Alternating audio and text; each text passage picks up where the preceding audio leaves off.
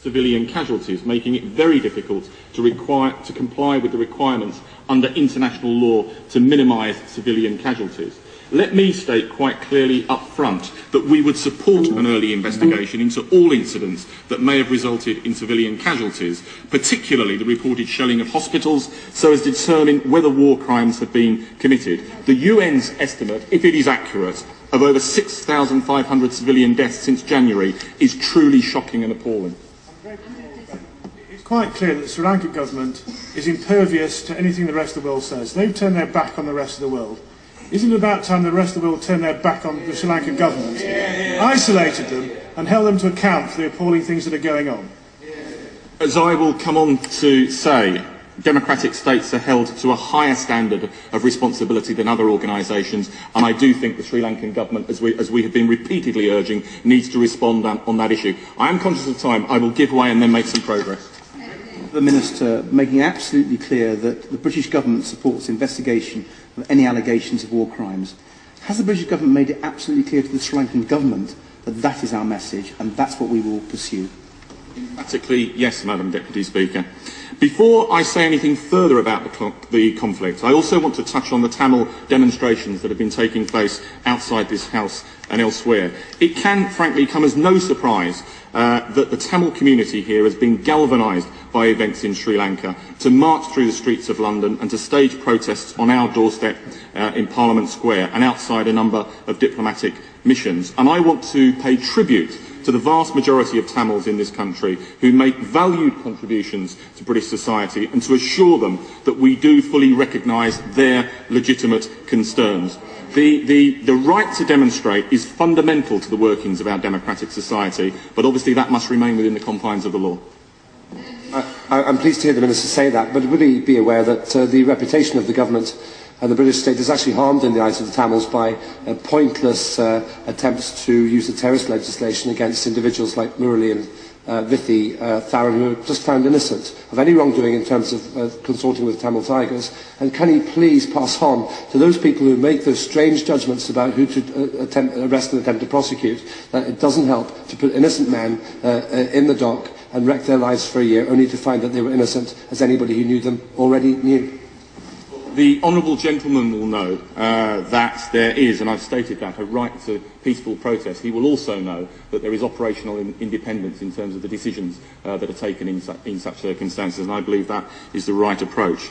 Returning to the conflict, there are, in fact, I believe, two crises presently unfolding in Sri Lanka. The first and the most immediately pressing concern is the fate of the civilians still caught in the conflict area. The lack of independent observers makes it impossible to be certain of the facts, but the UN and the ICRC estimate that there are anything between 50 and 100,000 civilians still trapped in an area which, to put this in context, is slightly larger than the combined areas of St James's and Green Parks. There are very clear indications that the LTTE are holding many of these civilians against their will and using some of them as human shields. They shoot at civilians who try to escape, forcibly recruit those able to fight, including children, and use others as labour to construct earthwork defences. We do rightly, utterly condemn these practices, but we also have to be clear that this cannot in any way, shape or form excuse any failings by the Sri Lankan government. As I said earlier, democratically elected governments are rightly held to higher account by the international community. The UN itself has spoken of a bloodbath, and this has to be avoided. And the Minister knows how supportive we are of him and his colleagues.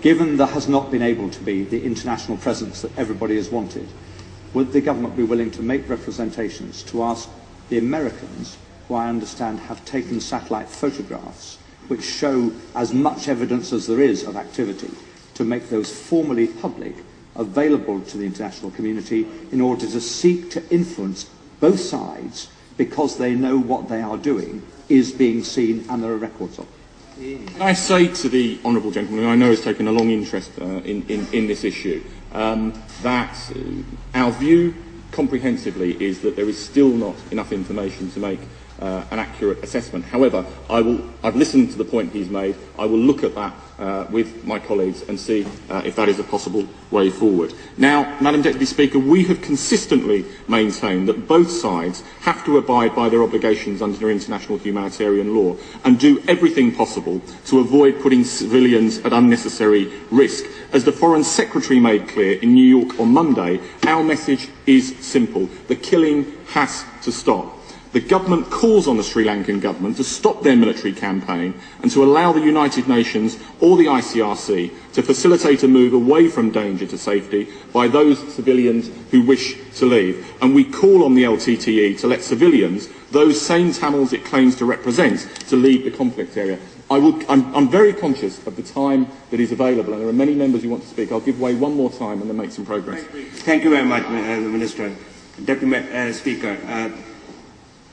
Everybody appreciates and thankful to both the Foreign Secretary's intervention and the statement in USA, and also Special Envoy's visit to Sri Lanka, Des Brown's visit. But at the same time, after the statement made on Monday, there's still thousands of people killed in the last. The bombing is still going on. If we look at today's papers, you can see the photographs in the free papers spread in the underground. I'm sure that if you get those, you will see those photographs. So it means there's enough evidence, and the communities over here are not satisfied, and they are worried about their loved ones who are killed, or they are not aware what is happening to them. I think that the communities and the local Tamil communities particularly would like to have more and more intervention in that.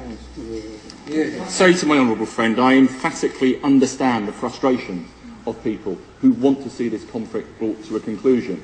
A reality is that despite our best efforts, the conflict is still going on.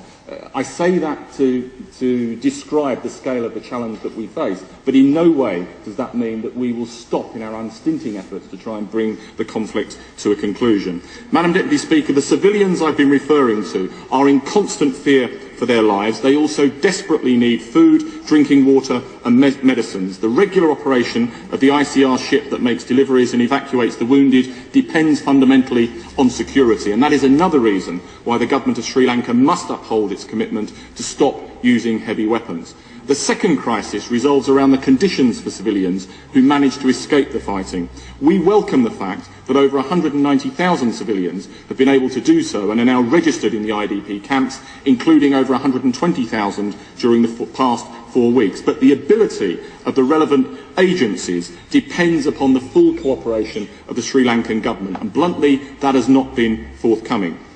It was because of these concerns and others that my right honourable friend, the Foreign Secretary, together with the French Foreign Minister Kushner, visited Sri Lanka on the 29th of April. They made very clear to the President and Foreign Minister that the protection of civilians must be paramount and that the conflict must end. Since their visit, and the welcome visit by the cross-party group of MPs, made up of my right honourable friend, the member for Kilmarnock and Loudoun, who sends his apologies for not being here today. He's actually speaking about the Sri Lankan crisis elsewhere. The right honourable member for Gordon, my honourable friend, the member for Glasgow Central, and the honourable members for Southdown and for Buckingham. There has been some improvement in issuing visas to the staff of the humanitarian agencies and on their ability to move around the country.